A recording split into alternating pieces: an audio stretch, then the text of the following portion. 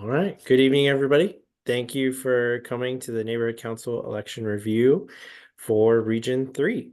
I appreciate you joining tonight and going over the presentation. Let's see.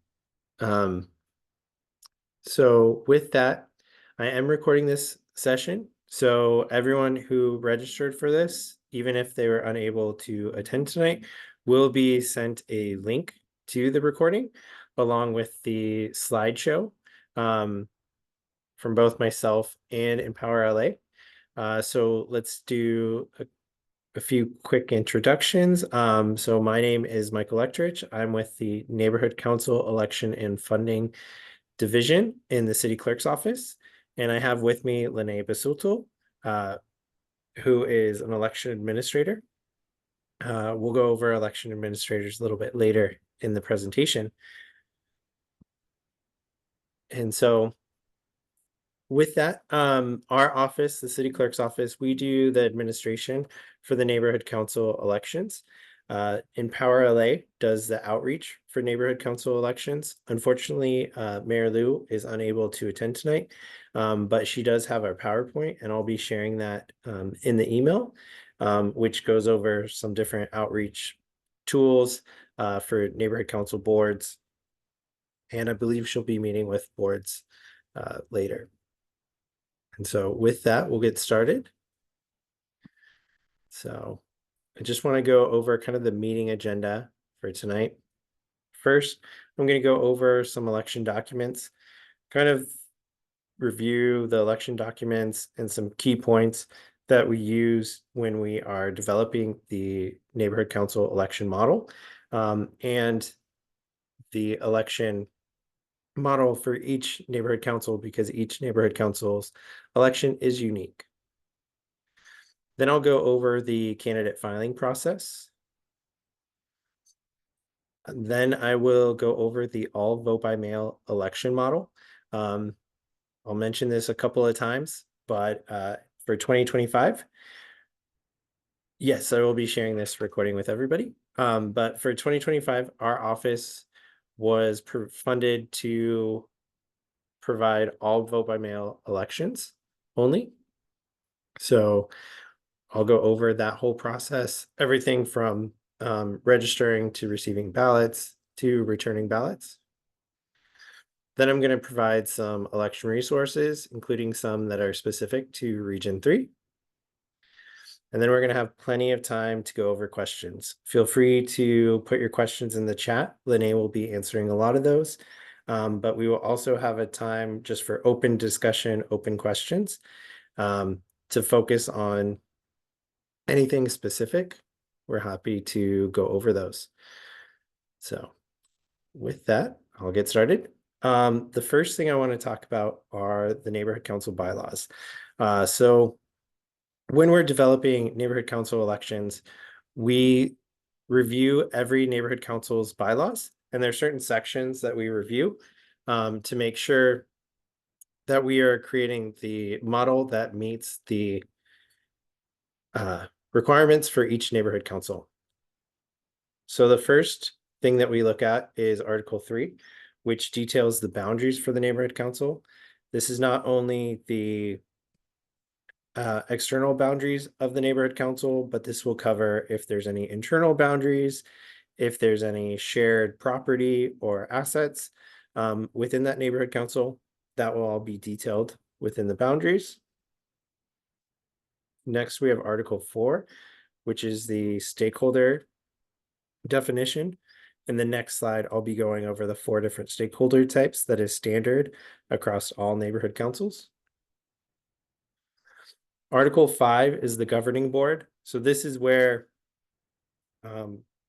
the board is laid out. It will have everything from the different board seats.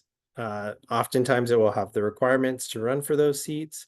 It will have information on terms, term limits.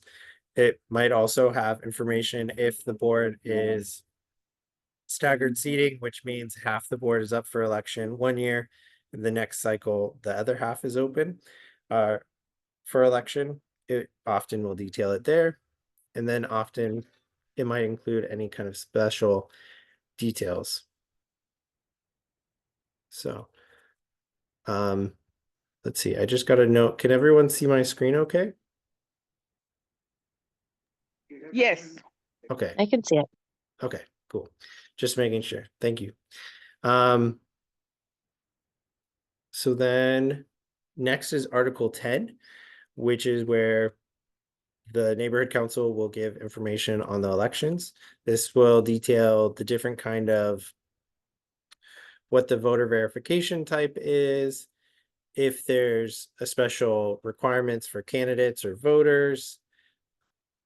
A lot of information is held in this section, which is election specific. Attachment A is the NC map. So this is a visual of Article 3. And then lastly is attachment B, which is the governing board structure and voting. So this will detail, it will break out every seat for that neighborhood council, whether that seat is elected, selected, or appointed. It will have the candidate requirements and the voter requirements detailed and listed out in this section, which is really useful when it comes to the elections. And so, as I mentioned, I just want to highlight the 4 stakeholder types because we'll be saying stakeholders pretty often. So I just want to, I know most people here probably know, but just want to review it real quick. When it comes to neighborhood councils, there's 4 different stakeholder types that can vote and run for seats. The first stakeholder type is anyone who lives. So that's if they reside within the neighborhood council boundaries. The second type is work. So stakeholders who provide services within the neighborhood council boundaries. Third is owning property. So this is a stakeholder who owns real property within neighborhood council boundaries. Just want to highlight the real property portion of that.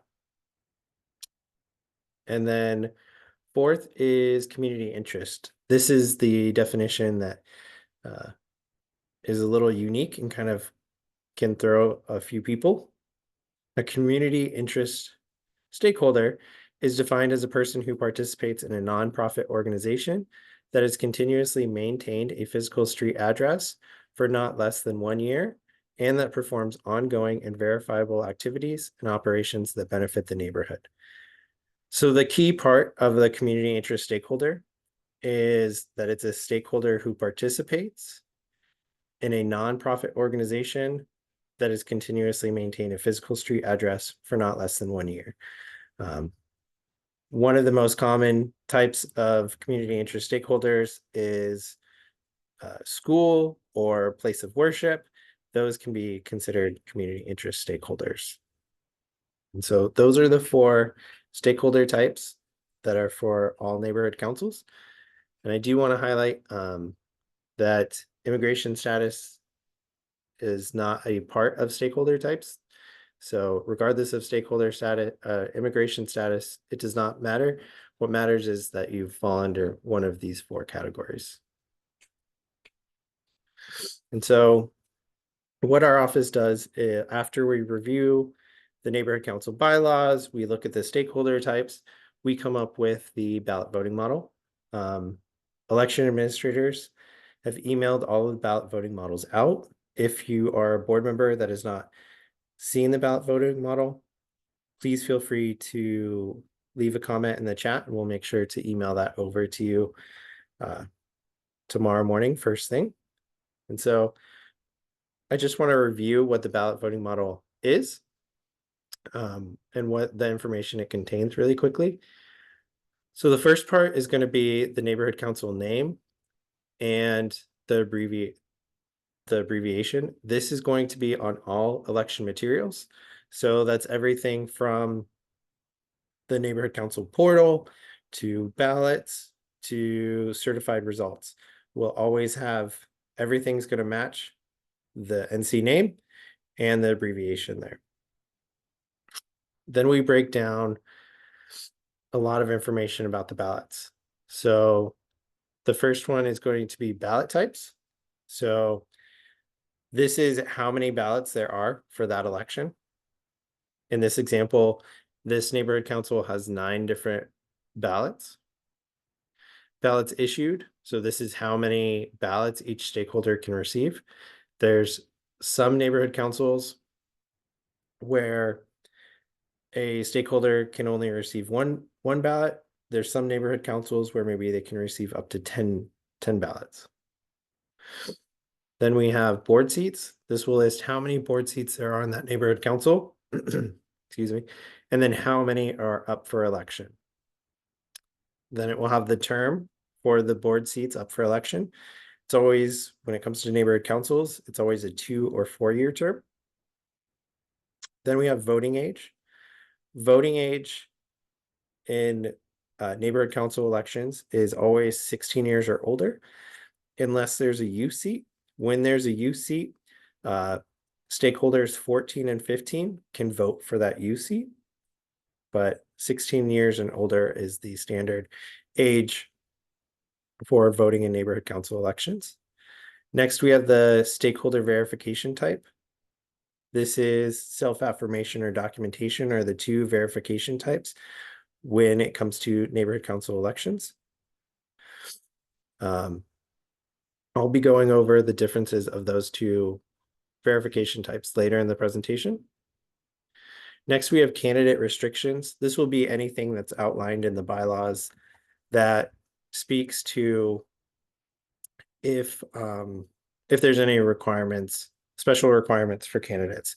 Most common being the one that's listed here. Candidates can run for no more than 1 board seat. So that's pretty common restriction. Then we have other election related language, if applicable. This will be anything that's extra in the bylaws, like if there's a special voting model language or anything like that. That would be covered here. And then what we've also started doing this election is adding, if there's any shared property or assets, we will list it here just to make sure that everybody is on the same page. We've also included the vote by mail period for that neighborhood council. And then we break down each ballot. So as I mentioned, so this neighborhood council has 9 different ballot types. So we'll break down each ballot. It will start with what the ballot name is going to be in bold, the requirements to receive that ballot, and then the seats that will be on that ballot, along with the number of seats, which is most often how many votes each stakeholder is able to cast. So for example, for the at-large director, there's 7 seats here. So stakeholders are able to vote for no more than 7 at-large directors. And then from there, it will break down each ballot. So that's the ballot voting model. As I mentioned, so every neighborhood council has a ballot voting model, which is kind of like the blueprint for the election. And so now that we've talked about kind of the prep for the elections, I want to talk about the candidate filing process. So candidate filing for Region 3 is going to last from January 31st to March 17th, 2025. So the candidate filing period is open for 45 calendar days. If candidates can apply 2 different ways, they can go through the neighborhood council portal that is open 24/7 during the candidate filing period. And then we also have paper applications available on our website. And these paper applications are PDF fillable forms. They are also available in multiple languages. And these forms are for all of the neighborhood councils up for election. So they're generic and can be used at any time.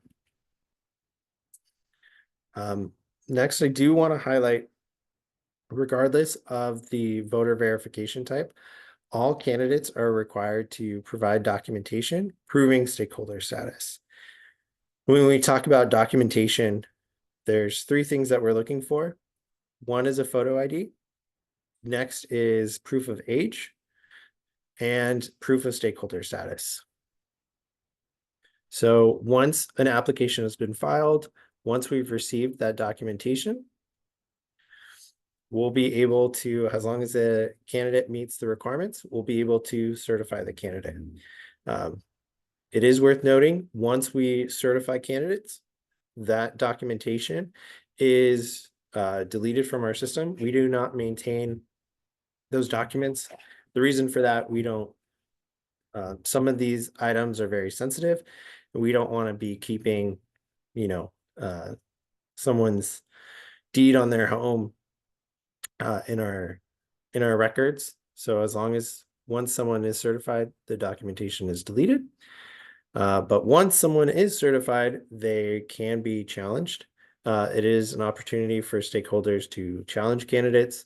This might be if there's a board member who is questioning if that candidate has exceeded term limits or something like that, they can be challenged. Our office reviews those challenges to affirm or deny them. If we affirm, that means that we have to remove certification. So after candidate filing period, after the challenge period, we reviewed all of the applications. Our office will release the certified list of candidates 60 days prior to the election. With that, we also release a contact information for all of the candidates that we've received to neighborhood council, so that if they have a forum or if they want to reach out to let them know about any election events, neighborhood council is welcome to do that to the candidates, to get to know them and things of that nature. And so with that, excuse me while I switch screens really quick. And I'm going to go through the paper application and the neighborhood council portal. So when we talk about this is what the 2025 neighborhood council candidate filing application looks like. So we have some application information at the top, and then we just jump right in to the information that we're requesting. The first part is going to be neighborhood council information. So this is where candidates can put the neighborhood council they want to be a candidate in and the seat that they're interested in running in. And then we have candidate information. So when we talk about candidate information, they get to list the name that they would like on the ballot. So this does not have to be their legal name. It's what they're known by in the community. In this example, this candidate's first name is Theo. However, in the community, he's known as Victor. So that will be the name on the ballot. There's the option to add pronouns. This is optional. Pronouns is only listed on the candidate website, which I'll show in a little bit. Then they list their first name, last name. They list their birth year. For the most part, all we need is the birth year. The requirement for most candidates is 18 years or older. So as long as it's clear that it's 18 years or older, birth year will work.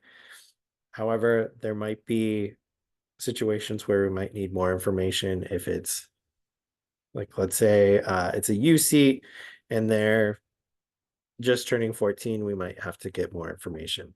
So we'll just reach out to the candidate in those cases. Then we have an option to include phone number and email address. These 2 fields are optional. However, we highly recommend them. The reason for that is this information is how we can reach the candidate should we have any questions or need more information from the candidate. I always mention if we get an application that has a name and a phone number, we will reach out to that candidate multiple times to try to see if we can get the information and documentation we need to make sure that we can certify them for the election. Then they can list, are you a current board member in this neighborhood council? Yes or no. Under that, they can initial if you agree to receive neighborhood council information from Empower LA via text. That is completely optional. It is not required. So if someone does not leaves this blank, it's fine. It does not affect their application at all. And then we have the qualifying address section. So this is broken down into those 4 stakeholder types I mentioned earlier: live, work, own, community interest. And so when we talk about qualifying address, it's however their stakeholder. In this example, this stakeholder works in the neighborhood council, so that's their qualifying address would be the address for where they work. If maybe they attend a temple, that would be community interest, and they can list the organization and the street address for how they have community interest. We also have, yes, Felicia, I see you have a raised hand. Yes, it says complete all that apply. So if I, for instance, work from home in the home that I own, do I need to put the same address in all 3 of the top 3 sections, or just pick one that qualifies? So the reason that we have complete all that apply is there's certain boards where maybe in order to qualify for that seat, you have to live and have community interest. Sometimes we have stakeholders that might not be sure if they live or work within the neighborhood council. So we always say complete all that apply and we can finish that. But if you know that you live in the neighborhood council and that's all that's needed for that seat, you can just put live and that's fine. Okay, thank you. Yeah. And then we just have boxes in each of these categories because that can also help. So for example, we have an own property, rent property, unhoused. Options under live, because there's some neighborhood councils where if you rent property, you will be eligible for a different seat than if you own property. There's some neighborhood councils where if you're unhoused, that's a requirement for those seats. So that's why we have these different options in the box. And then we have a section for documentation, just reminding everyone that documentation is required. So the option is that if a candidate wants to provide documentation with the paper application, they can list what documentation they're providing. So in this case, it's a driver's license and pay stub. The reason for that is the driver's license will be a photo ID and proof of age.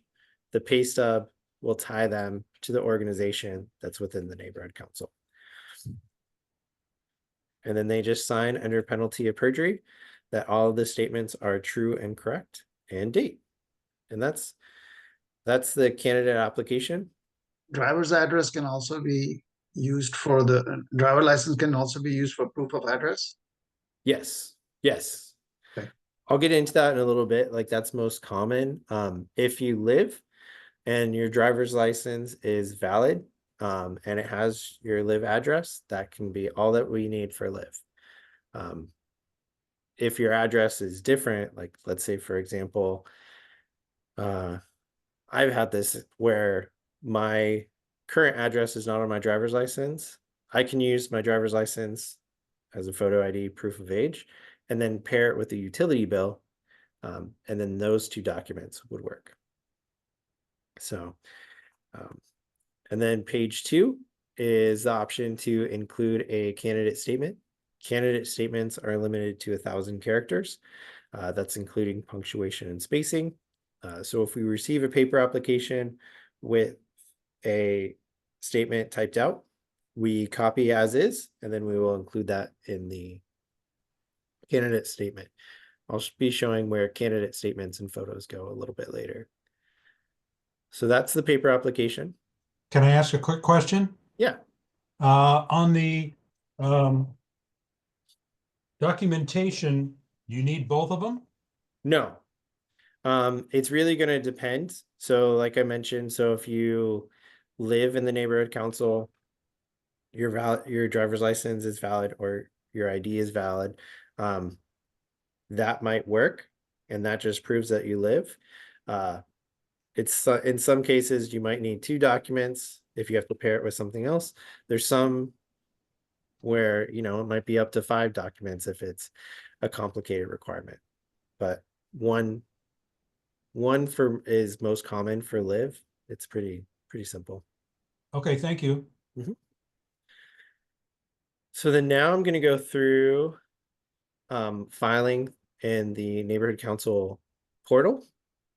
And so if anyone filed in 2023, the neighborhood council portal was attached to Angelino accounts, and that was the only way to access the portal. That's not the case this election. If you do want to go through Angelino accounts, you can scroll to the bottom and sign in with Angelino. However, we also have a login that's just direct with the portal. And to set that up, it's pretty simple. You would just click need an account register here. And you type in your first name, last name, email, confirm your email, and you hit create. Once you hit create, you're automatically sent an email with a link. That link will take you to a page where you create your password. And so once you have created your password, you log in just using your email and that password you created, and you hit login. If you forget your password, you can hit forgot your password, type in your email, you get a link to reset your password. If you go this way through the portal and you have any issues signing in, you can contact our office and we'll be able to assist with that as well. So if you go through Angelino, you have to contact Angelino for access with your password. But I'm going this way. I've created my email, or I have my email, I have my password, I can log in. And so I have candidate clicked because this portal is both for candidates and voters. So I'm going to create my candidate application. So I'll hit create candidate application. And we have the candidate application broken up into 5 different sections. The first one is going to be neighborhood council information. So this dropdown is just going to show neighborhood councils that are open, that have candidate filing open. This is a test site, so that's why we're seeing a lot of Region 3 NCs that are not currently open. So you select the neighborhood council, then you will see the seats that are up for election. This is only going to show the seats that are up for election, not the whole board. So if there's staggered seating, for example, you're not going to see half the board because those seats are not up for election. So you can click the seat that you want to run for. A benefit of going this way is once you select the seat, the requirements for that seat will appear here and they'll stay throughout the application process. So you can know what's going on. Let's see. I just got a report. Kim, you can't see the screen. Can everybody see the screen okay? All I can see is you, not anything that on a computer screen. Kim, that was happening to me as well. Can you go to the top of your screen where it says Zoom Workplace, and then you'll see meeting, and then there's something that says Michael's name. I had to click on it in order to see his screen. It'll give you an option. See if that works for you. What? Click on his name. Yeah, if you look at the top of the I guess the header on the top of your view, it'll say Zoom Workplace on the left-hand corner. And then it'll say meeting, and then it'll have Michael's name on there, and there's some dots on it. And I had to click on that to see the screen. That happened to me earlier in the meeting. And then it showed me the view. Thank you. Michael Glenn Bailey has his hand up. Yeah, if I may, if you go up to view, right, the far right corner, and you see the drop down, if you see side-by-side speaker, actually you could do side-by-side gallery, but if you click side-by-side, you'll either see just Michael as the speaker, or you'll see several of the galleries. And then also you can maximize and minimize using the vertical the two vertical lines between the PowerPoint slide and the list of names, and you can move that either way to the right to maximize. Thank you, Glenn. I couldn't do that. I was having problems earlier. So that's why I think maybe she was having a similar issue, because normally Mike's screen just shows up automatically. For some reason, it wasn't doing that for me this lesson. So, or this I can session. see it. I can see it now. Thank you very Okay. much. All right, great. Thanks, Kim. So, all right. Thank you everyone for your help there. And so after you selected the seat that you want to run for, now you choose the stakeholder type. It's always going to list the 4 different stakeholder types. So in this case, I'll put live. And then there's the question, are you a current board member in this neighborhood council? I'll just hit no, go to next. So then now I have the candidate information, which is step 2. So this will be name as it will appear on the ballot. So as I mentioned, so this can be what I'm known by in the community. So I could say Anthony here. Pronouns, this again is optional and only on the candidate website. This does not show up on the ballot or anywhere else. Then you have the first name, last name, and date of birth. I do always, so in the portal, it's asking for the month and date, but that's not required. If you only want to, I understand that that can be sensitive information. So I always say people can put 0101 and then their birth year. So I'll just put in a year there. And then you have the option to, when you go through the portal, it's going to use the email that you registered with.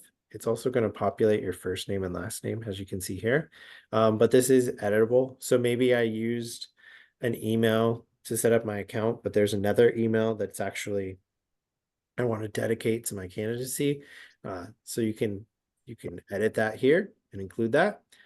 Then the option to add a phone number. If you don't want to include your phone number, you can just click decline to state phone number. And then lastly, there's the option to click if you agree to receive neighborhood council information from Empower LA via text. So you can click that. If you don't click it, nothing, it does not affect your application at all. So I'll just leave it unclicked and I can go to next. Mike, we have a question about the ballot name. Sharon Brewer wants to know, does the ballot name need to be the first and last name? Can you explain community name and ballot name for the application? Just give a little bit more description for the group. Yes, so the ballot name does not have to be a legal name. It can be the name that you're known by in the community. That can be the name on the ballot when it comes to neighborhood councils. It's not required to be your legal name for neighborhood councils. So, all right. So now we're on to step 3, which is the qualifying address. So as I mentioned, this is going to be the address attached to your stakeholder type. So because I chose live, this is going to be my address where I live. So bear with me while I type this in.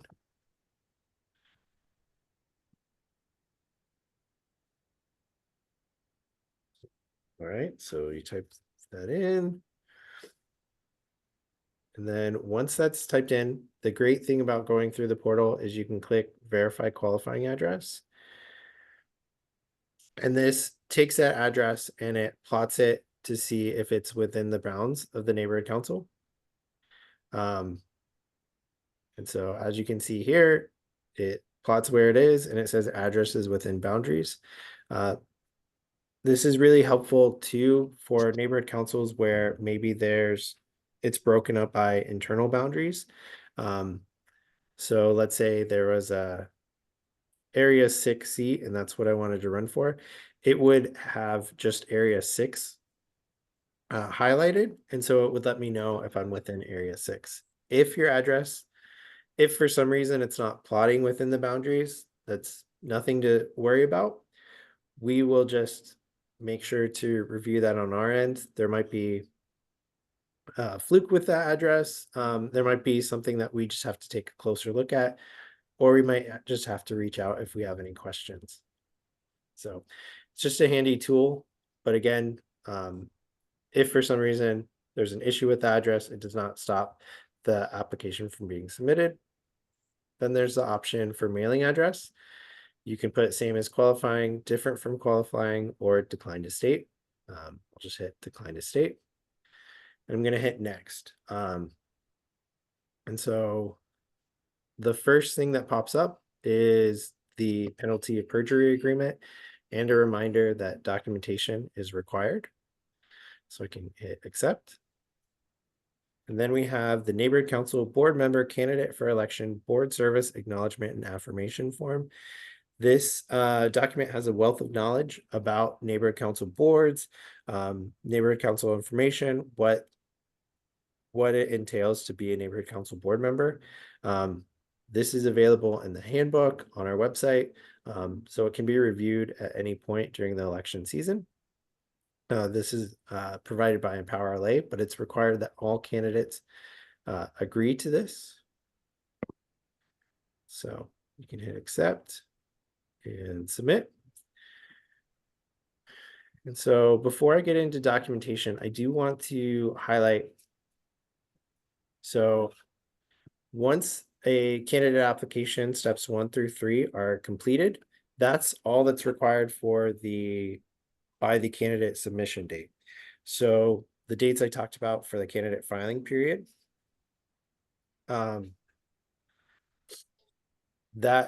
that's all that's required to be submitted by the candidate filing period. After candidate filing deadline, there is a 3-day period where candidates have additional time to provide documentation, proving stakeholder status.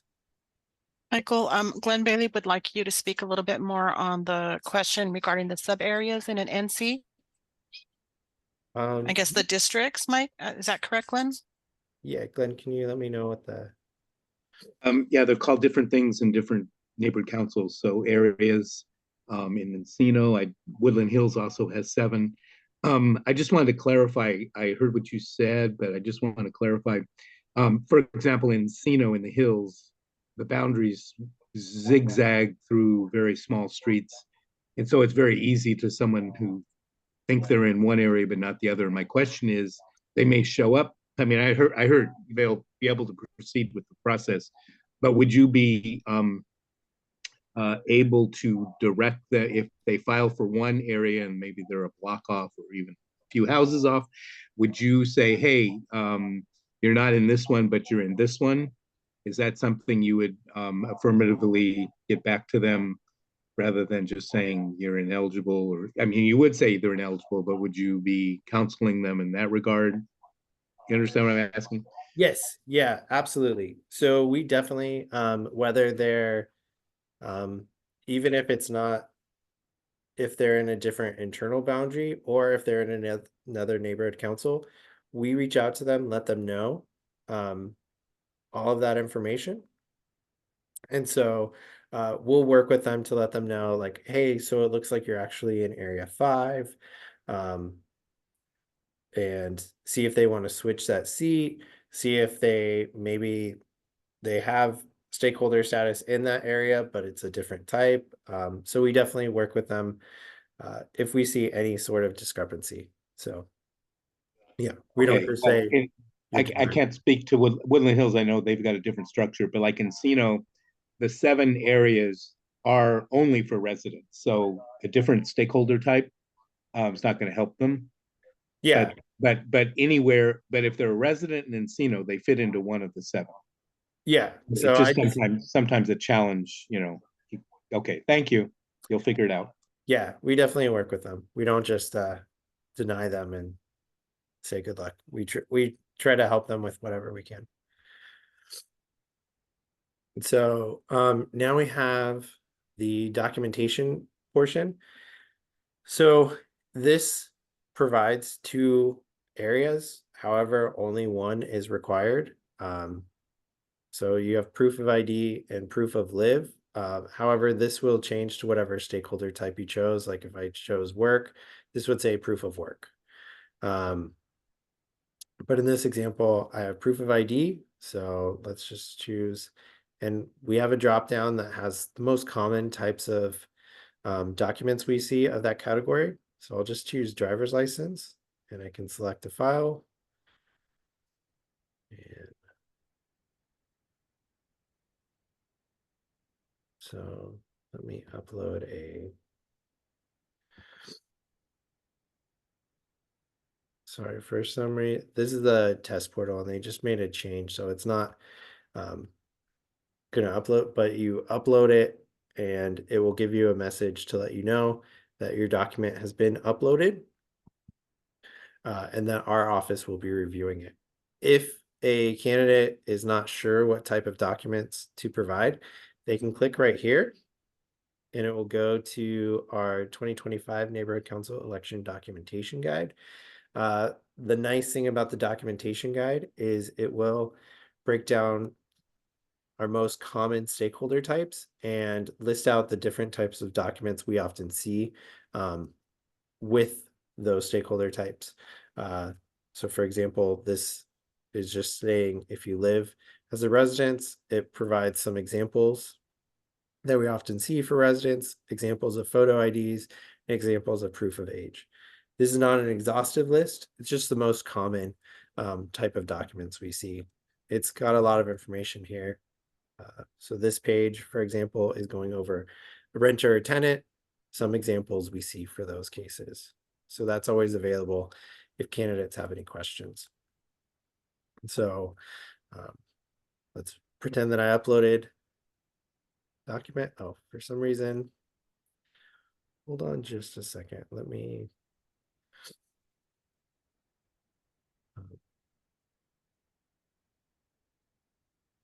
update something.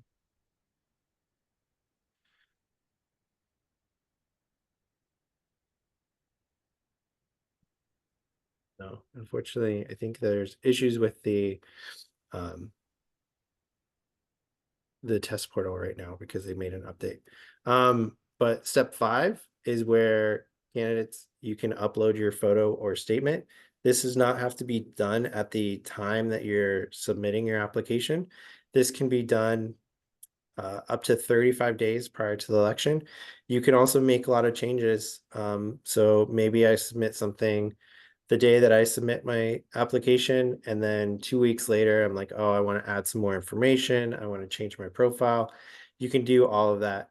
You can just log into the profile and upload a new photo and statement. One thing to note when we talk about a candidate profile is that that's always reviewed by our office prior to being posted on the candidate website. The reason for that is, and this happens every election, it's happened multiple times already, where someone might upload their driver's license or a sensitive document, has their candidate profile, and to avoid that just being posted, we review it prior to it going up on the candidate website. But let me show you what the candidate website looks like. So this will list out every neighborhood council that has had candidate filing open. So I can go to, let's go to, one that has a lot of photos, Central San Pedro. So you can select the neighborhood council from the drop-down menu. Then it will list out the seat, the term for that seat, how many seats are up for election, the qualifications to run for that seat, and the qualifications to vote for that seat. If it's a neighborhood council that has multiple seats up, there will be one of these for each category. And then it will have all of the candidate photos and statements for the certified candidates. So it will list it. We have photos here. When you scroll over, you can see read their candidate statement.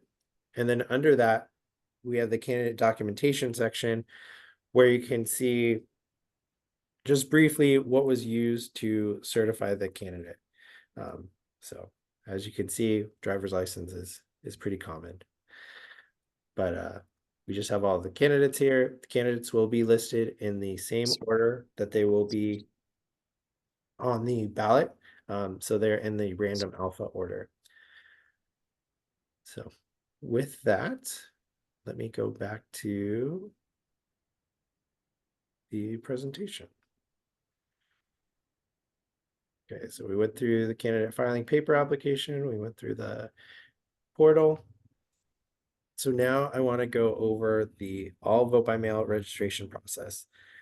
As I Question, mentioned, yes. the paper application, do you just submit it online also? If you have a paper application, Yeah. You can email it to us, you can fax it, you can mail it to us, whatever your preference is. Okay, all right. That can Thank be you. sent to us. Yeah. So, with that, so I'm going to go over the all vote by mail registration process. So as I mentioned, in 2025, we were funded to provide an all vote by mail election model for neighborhood councils. And so I want to just break down and go through the process of all vote by mail. So the first step is going to be a vote by mail application is submitted. With neighborhood council elections, it is required that stakeholders submit an application every election. So even if you voted in every neighborhood council election, you have to submit your application every election to make sure that we are providing the proper ballots for the stakeholder type. Once the application is submitted, our office will review the application and verify how the voter meets the eligibility to vote in the based off the bylaws. If we have any questions, we'll be reaching out to the stakeholder for more additional information. And then once we've verified, we will mail out a ballot packet. What we include in the ballot packet is the ballot or ballots, if it's a neighborhood council where stakeholders can receive multiple ballots. Those will be in the packet.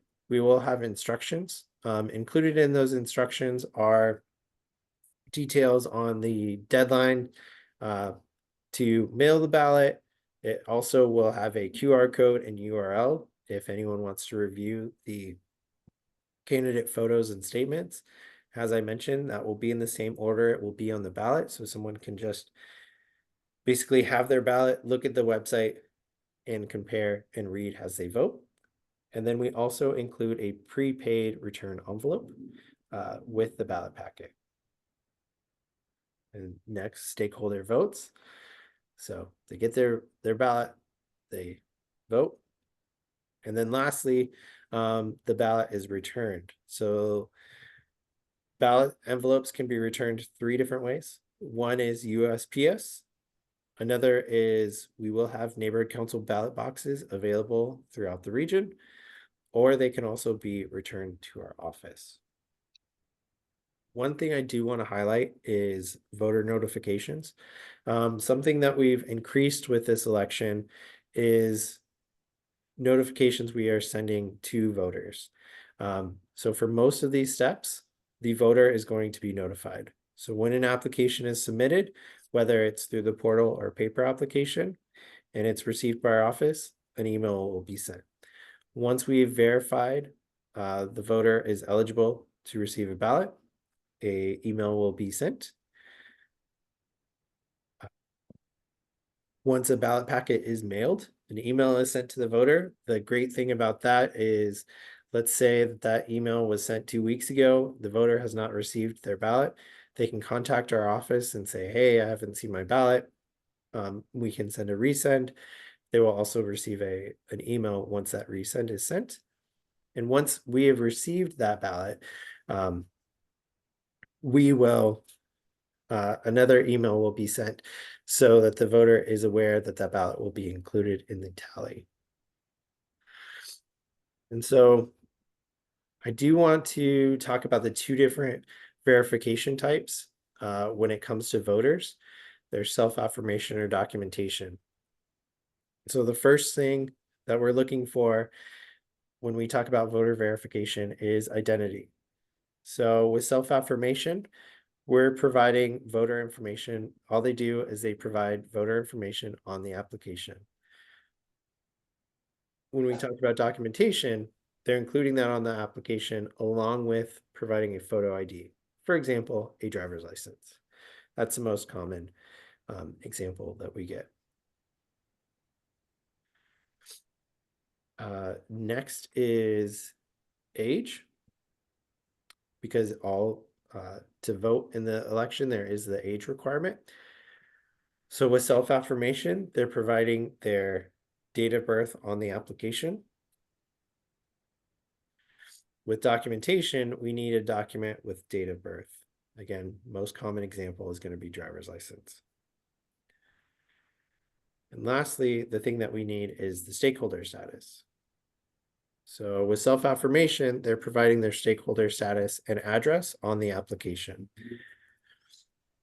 However, with documentation, we need a document with that stakeholder status. So similar to the example I gave earlier, where maybe I have a driver's license that's valid, but it doesn't have my current address. So I can pair that with a utility bill to prove that I live within the boundaries. Maybe if going back to the work example, so driver's license will work for the first two categories. However, to prove my stakeholder status, I can provide a W-2, for example. So those are the two stakeholder types. And so when we talk about registration options, there are two registration options, just like candidate filing. The first one is online registration. This is open for 51 days. And stakeholders are able to track their application and ballot status.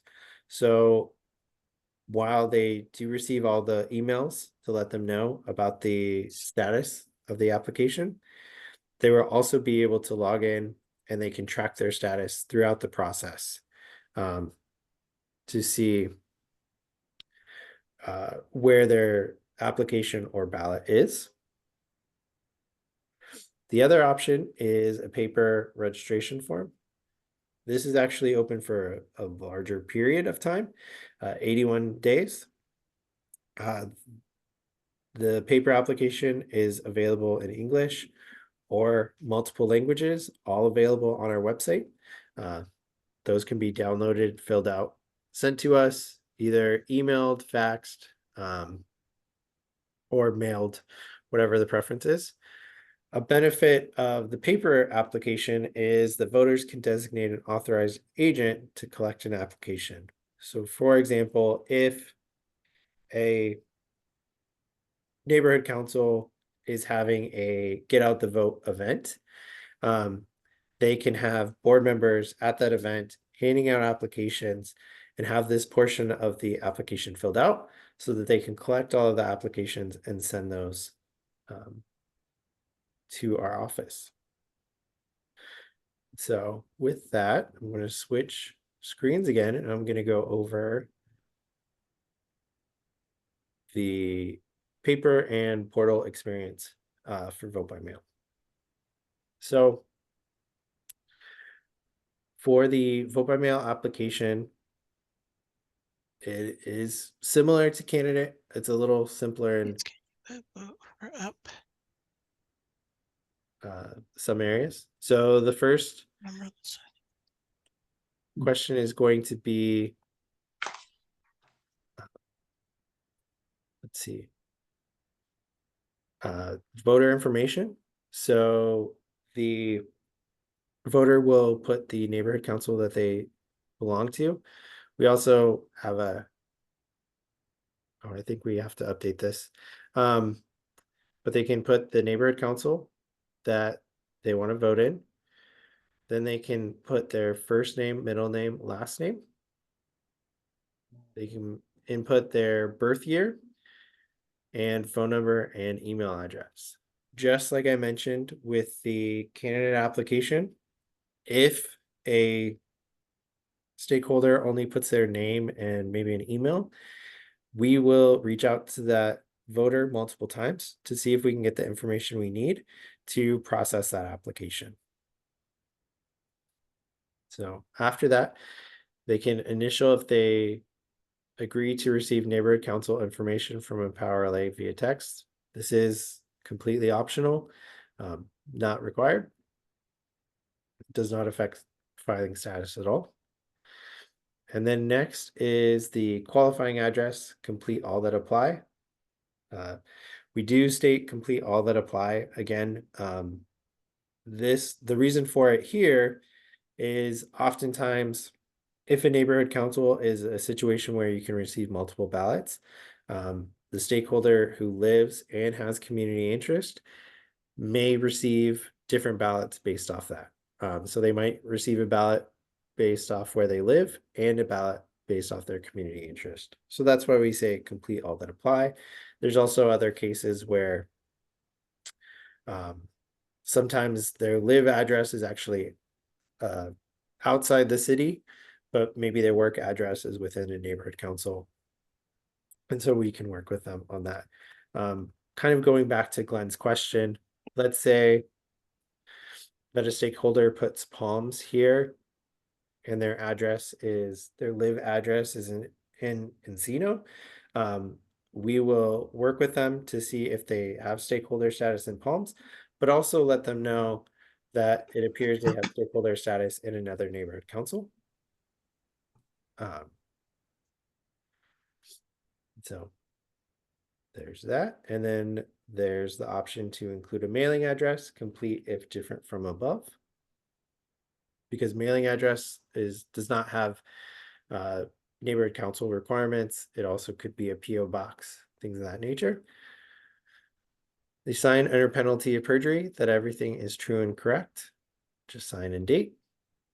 And then this is the section I was talking about, the authorized agent section, that they can complete if designated to submit this VBM application. So for example, maybe I'm a board member in Palms Neighborhood Council. And so I want to make sure that my neighbors know about the election and make sure that they vote. So I can take this application and hand it out to my neighbors and fill out this, have this section filled out, listing myself and signing so that I can collect all of these applications and send them to our office so that my neighbors, like maybe they just need assistance to go through the process. I can help them out with that step by doing that. But if you're doing it for someone else, how do we get their documentation? Would you reach out to them saying they didn't provide that, or we need to get a copy of their license at the same time, or? Yes, we will definitely reach out to them. So if it's a neighborhood council that's documentation required, but we just have paper application, we reach out to them to let them know we need documentation. Here's some examples, and Okay. try to work with them on what we can get, how we can get that. So who can be the agent? Can anyone be an agent? Anyone can be an agent. Even a candidate could be an agent. Yes. Even a candidate can be an agent. Yes. So that's the paper application.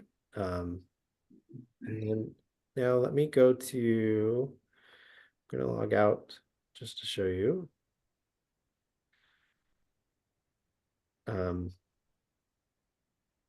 Make sure. So the candidate filing portal, it's going to be the same login for candidates and voters. So if I log in. I have one more question before you go on. Yeah. So on the paper for the voter registration, they can just handwrite it. I mean, they can use a pen and fill it out. Mm-hmm. Okay. Yeah, definitely. We do have it PDF fillable. So if someone wanted to use their computer to fill it out and then email it to us, they can. But it can just be filled out with a pen. That's fine. Right. But I'm asking where an agent is collecting some of them. Yeah. Those would be handwritten, I would think. Yeah, that's definitely fine. So if I want to be a voter, I just click voter. And then I can hit create voter application. Going through the voter application is a lot simpler than the candidate application, just because there's less information we need. It's broken down to 2 or 3 steps. I'll explain that when we get a little closer. But the first step is going to be voter information. So again, it's going to pull my first name and last name from the registration information I provided. This is editable. So maybe, maybe I have Michael here, but I want to go by Mike. You can definitely edit that. And then we have date of birth. Just like I mentioned earlier, if someone doesn't want to provide their month and date because it's sensitive information, they can just provide the year. So let me just put in a year there.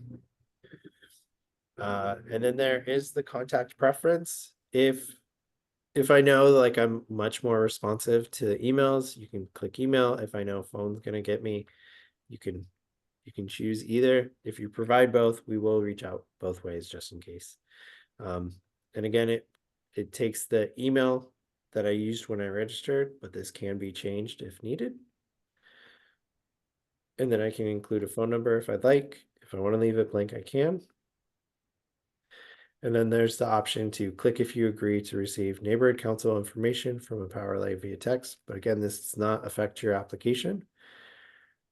So if you leave it unchecked, you can just go to the next step. Not a problem.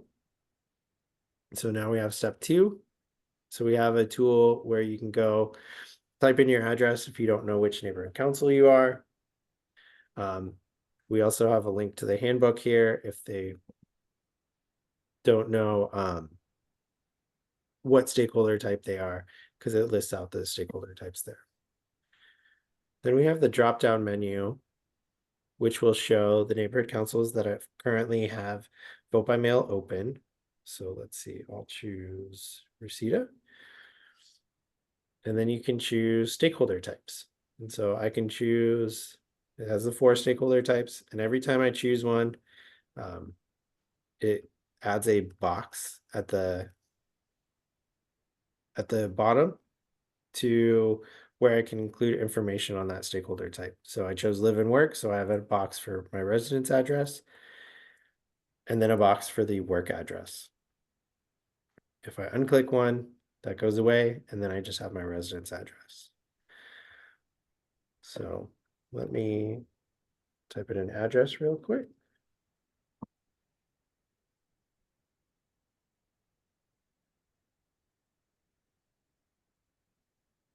And once you type in that address,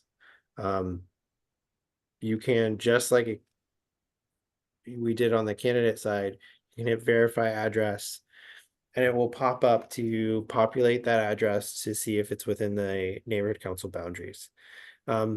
This address, though, it's only going to be checking that you're within the neighborhood council. It's not tied to specific areas like candidates might be. It will show them, but for the most part, we're just checking to make sure that you're in the neighborhood council boundaries at that point. And then we have the option for a mailing address. So if you include, you can just type this. And you can click verify mailing address, but also once you hit submit, that will take place.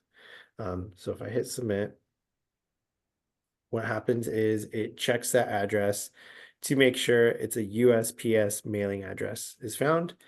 And so this is showing what USPS has my address as. Most often this is going to happen because it's going to add those last 4 digits of the zip code. If you don't want to use that, you can just simply hit no, use the address I provided, or you can hit yes.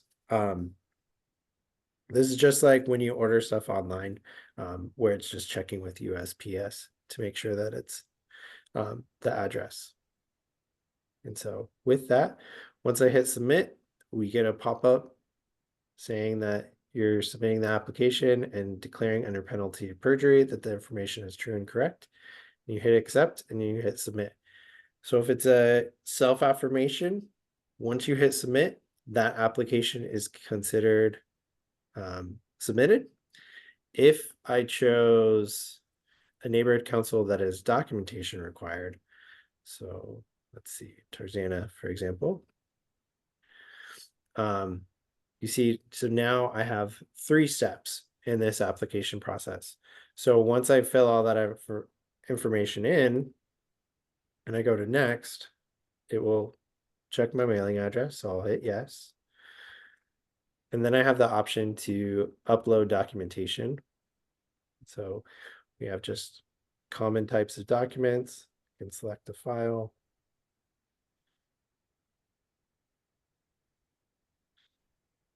So sorry, it's the test program. I'm not accepting that at the moment. But once you upload it, you get a message that our office will review it. And you hit submit. And it's, again, the penalty of perjury agreement. So let me go to the home screen really quick because I want to highlight what happens with every application is once an application is submitted, we have what we call a voter tile. And so this will list out the neighborhood council, the status of that application, the name, email address, the date it was submitted, and the filing deadline. And so when I mentioned that you can log in and check the status of your application, you can just log in and you can see like, oh, this ballot is mailed. I should be receiving it soon. And you can see, this one's awaiting ballot assignment. It's been approved, but it's awaiting our office to assign a ballot and mail that ballot out. And so we'll have one for every NC that's submitted. When it comes to being a voter, you can vote in every neighborhood council that you have stake in. So you can have multiple applications in here. You can only, with each login, you can only submit 1 application per login. So if I had a family, like let's say that, I have a family of 4, they all live with me. I know they're all stakeholders. If they want to submit their application through the portal, each one will need their own login. And under that login, they would be able to file an application. However, with a paper application, I could basically print that out, hand it out to them, collect them, name myself as an authorized agent, and send that in. So with that, let me go back to the presentation. So we went through that. I want to go through some important vote by mail dates for Region 3. The first one is vote by mail application period will begin on April 4th, 2025. Ballot mailing will begin on Tuesday, April 29th. The vote by mail application period ends on Tuesday, May 27th, 2025. I do want to highlight our office did extend the vote by mail application period by a few days. So we actually have a little bit longer to receive vote by mail applications. The deadline to request a resend is also Tuesday, May 27th. Election day is Tuesday, June 3rd. What that means is all vote by mail ballots must be postmarked or submitted in a ballot box by June 3rd. All postmarked ballots have 10 calendar days to be received by our office.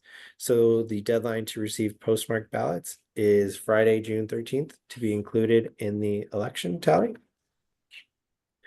So just to highlight, for Region 3, Election Day, June 3rd, there's 3 different ways to return your ballots.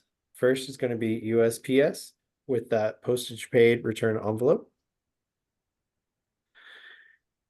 next is going to be with at library and rec and park locations. We have partnered with certain locations in every region where we will have ballot drop boxes available for stakeholders, so they can just drop off their ballot at those locations. Or ballots can also be dropped off at our office. And so some rec and park and library locations in Region 3 that we've partnered with. We have quite a few in Region 3. These locations will have candidate filing applications, vote by mail applications, and ballot drop boxes available during those periods. So once candidate filing opens,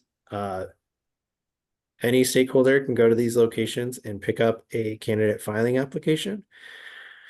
During the vote by mail period, we will have paper applications available at these locations, and then starting 35 days prior to election day, which is the first day that we can mail ballots, ballot drop boxes will be available at these locations.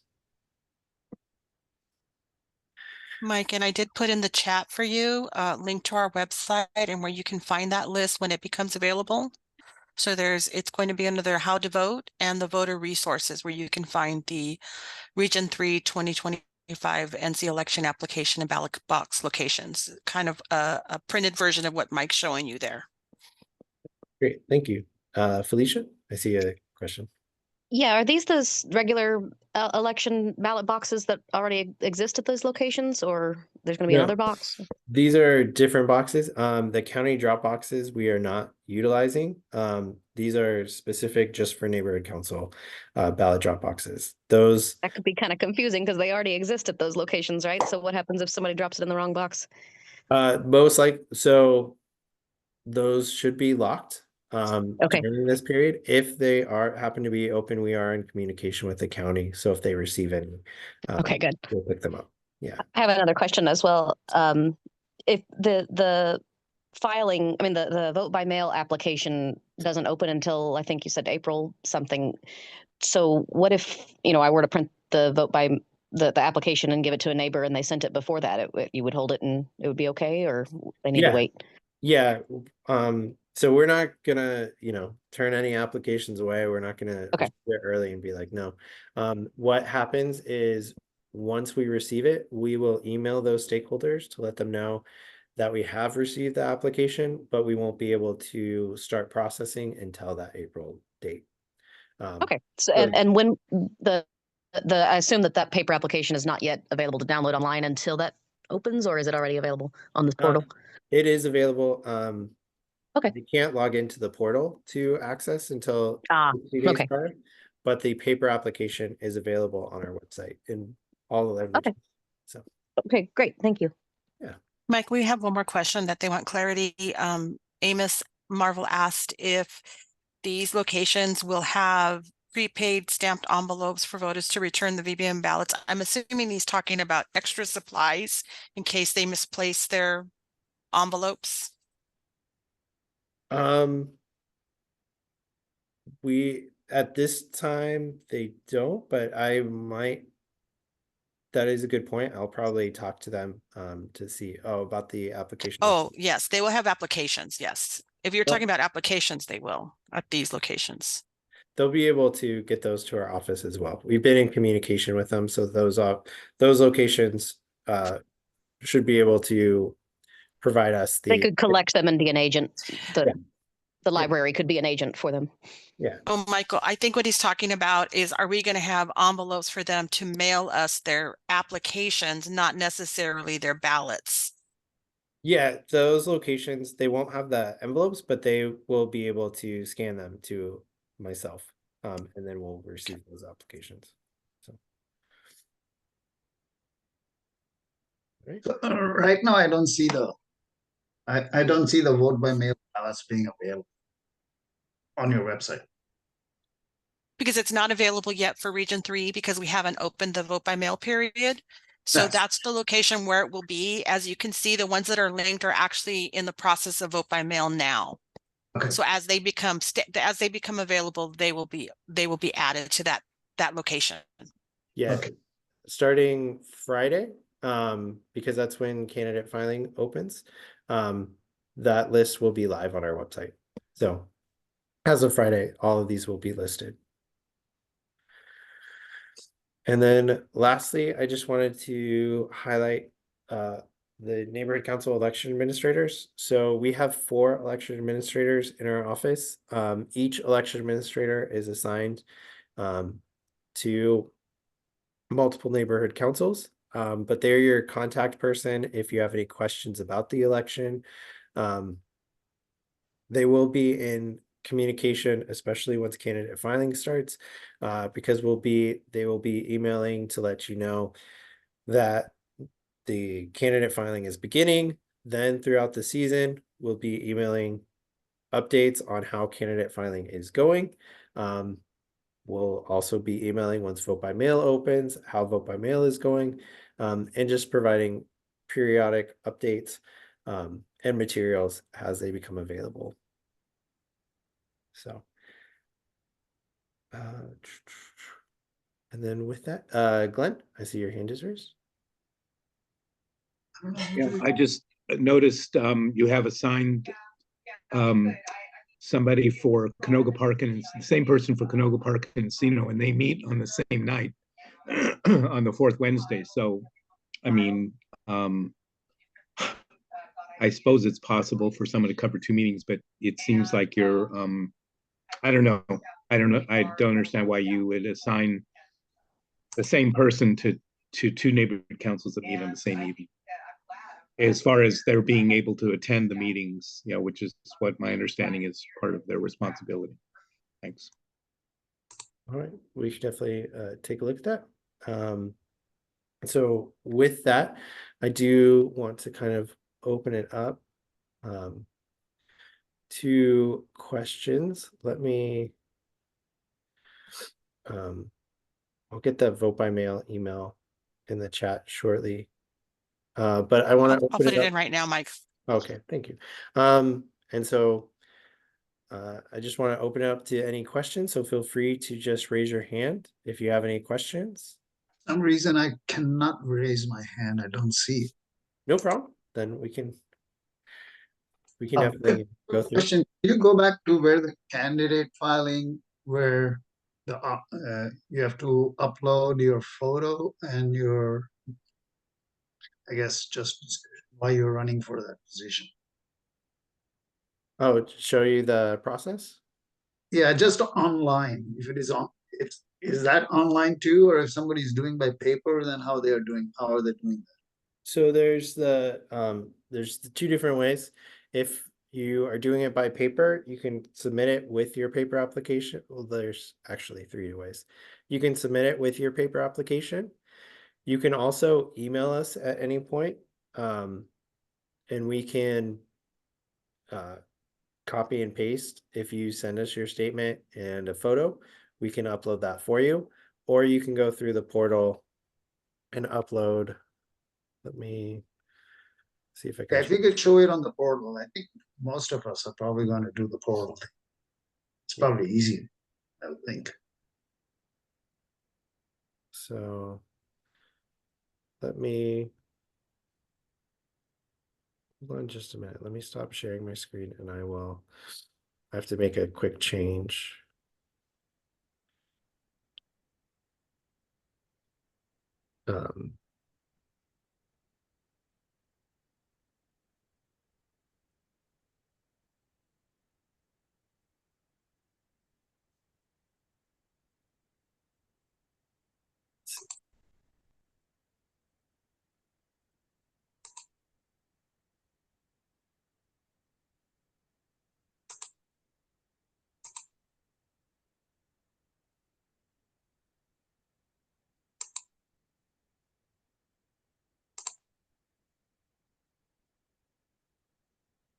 Okay, so if I go, let me share my screen again.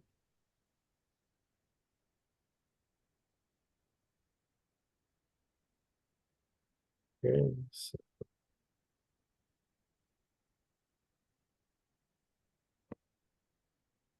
I go, Let me find.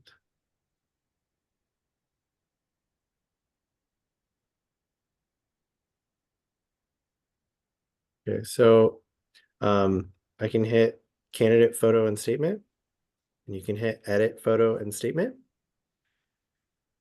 Click upload photo. So let me select a file. Okay, it's pretty simple. All right. Yeah, and then you can just kind of, you have the option to edit it a little bit. Like let's say it's, I want to crop it a little. You know, use this image. But do you have a resolution requirement? That gives a problem.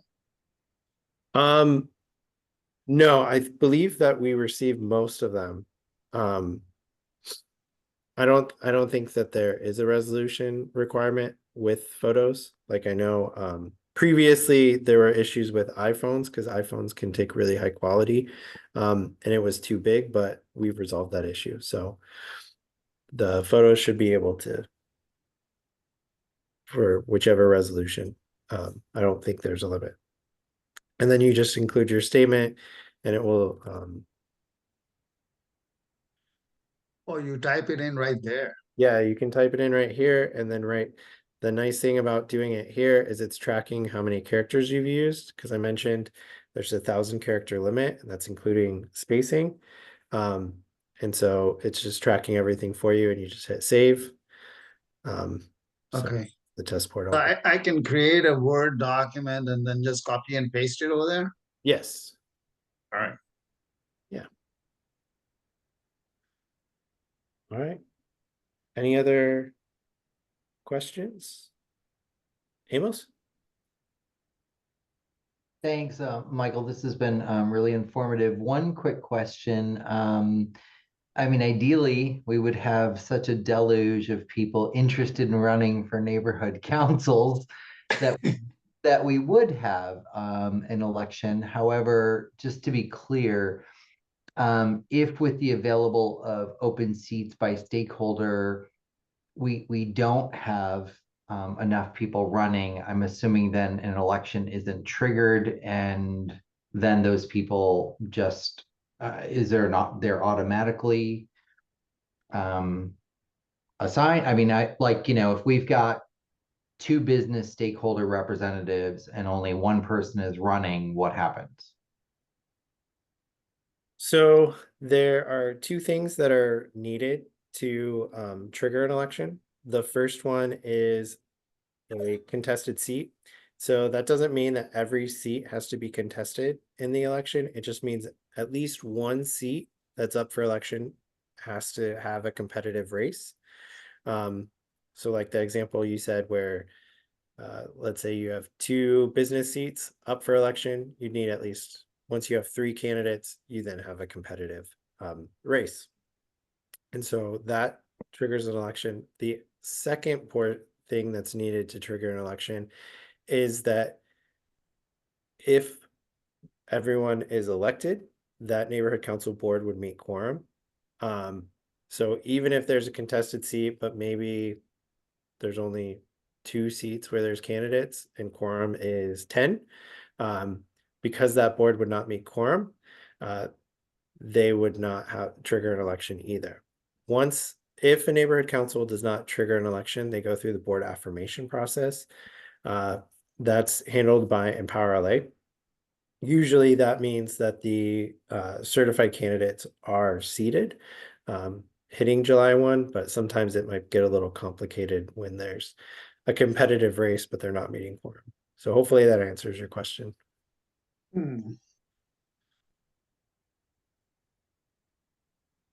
And then Felicia, I see your hand is raised. Yes, if we apply for, say, for instance, we have like a homeowner seat, and we find that there's been a deluge of people applying for that seat, but no one's applied for the at-large seat. Are we able to switch which seat we're running for? Are we able to see who's run for the other seats and change things like that, or how does that work? Yes, during the candidate filing period, you can change your seat as much as you want. There's two different ways to do that. The first way is you can withdraw through the portal. and then you can submit another application for that neighborhood council.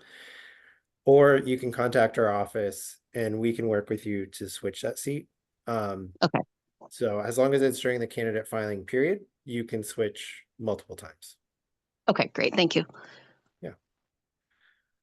So similar to the question that was on that business position. So West Hills, they're all open board positions, board of directors. And we have 13 seats that are running this time, 13 seats that are going open for elections. Just say we don't get 13 candidates, then what happens? So that's when it would go through the board affirmation process because there's no competitive race. Once it hits 14, so now there's a competitive race, that's when it would trigger an election. All right. Yeah. Any other questions?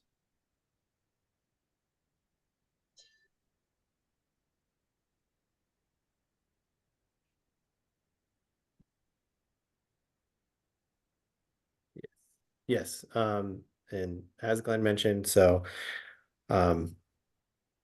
if there's insufficient candidates, board affirmation is overseen by Dunn and Power LA. And we notify the boards prior to vote by mail opening that they'll be going through the board affirmation process. So. All right, Amos? Yeah, I just had a question to understand kind of maybe the rules around it. If we were, as a neighborhood council, having an outreach event in which we were tabling, is there anything that would prevent us, similar to, let's say, the West Valley Regional Library, from having blank vote by mail applications available and the pre-addressed, pre-stamped envelopes that were provided by the NEA? Like, is it anybody but people who are running who could do that? Or, can we just do it as a general outreach event to raise awareness for people if we're, tabling at Ciclavia or something like that? So if it's a neighborhood council event, basically any board members can be there. It's often helpful if you're a candidate not to be there just in case. But you just have to make it very clear that you're providing information and resources as a neighborhood council. You're not providing them and using them to promote your candidacy. So board members who are running can assist, but you just have to make it very clear the two services are separate from your running for candidacy and also assisting as a board member. So as a general rule, it would just be advisable if our neighborhood council was tabling at an event and trying to just do general education or having those resources available, to not have anybody who is currently running for election at that event, just to keep it as clean as possible. If that's possible, that's definitely cleanest, but I know with some boards that's not possible. So okay, thank you. Yeah. And Sharon?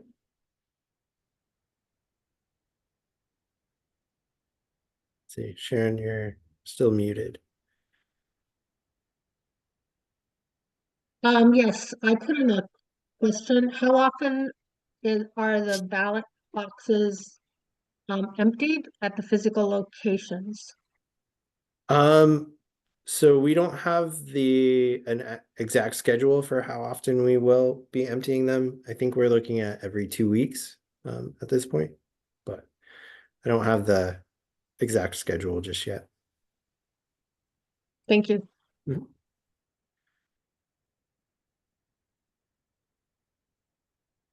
All right, any other questions? So does Don or Empower LA send kind of emails out to all the stakeholders in the region or the elections that are happening? Besides the board advertising it? I believe EmpowerLay is, but I would have to direct that question to EmpowerLay just to, because I'm not, I don't want to speak on their behalf because they do handle the outreach. So I'd reach out to Mary Lou with any outreach questions.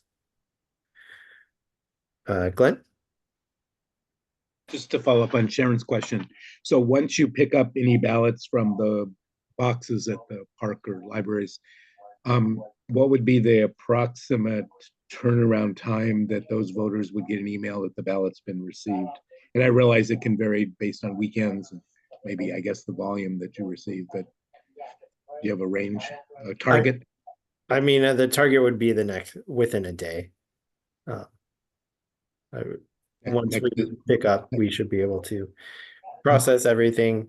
It could vary depending on the load, but ideally within a day. So.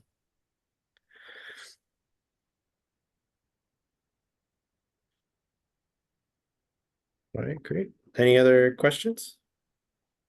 Are you going to share your slides also? I guess it'll be in the recording.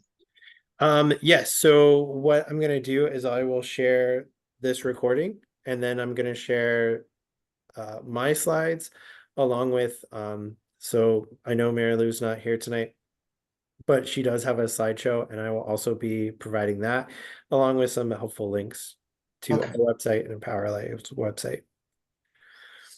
And just so you know as well, so this recording will be on the City Clerk's YouTube page. So you're welcome to share it if you have stakeholders requesting to view it, or board members. So, all right. Any other last question, Glenn? Yeah, sorry. Sorry. So the YouTube, how long does that take to get that link? I'm hoping to get it by tomorrow. Okay, and then the e-blast, the email to the attendees. Tomorrow as well. So that's my Great. goal. No later than Wednesday. Great, thanks. Mm-hmm.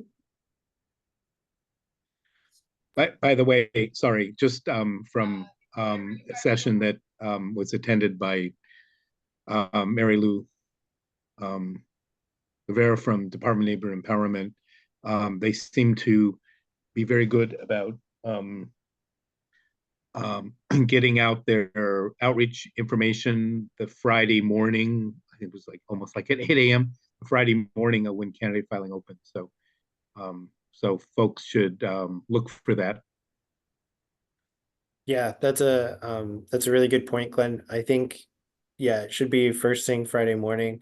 EmpowerLay will be emailing a lot of materials, especially links to templates that can be utilized for neighborhood councils to promote the election, including the seats that are up for election and everything. So, all right. Any other last minute questions? If not, then everyone is free to go. Thank you again for attending tonight. Feel free to shoot your election administrator or myself an email if you have any questions. So thank you. That was very Thank you, good. everybody. Thank you, everyone. Have a good night. Thank you. Good Thank night. you. Good night. And Brad, I will email you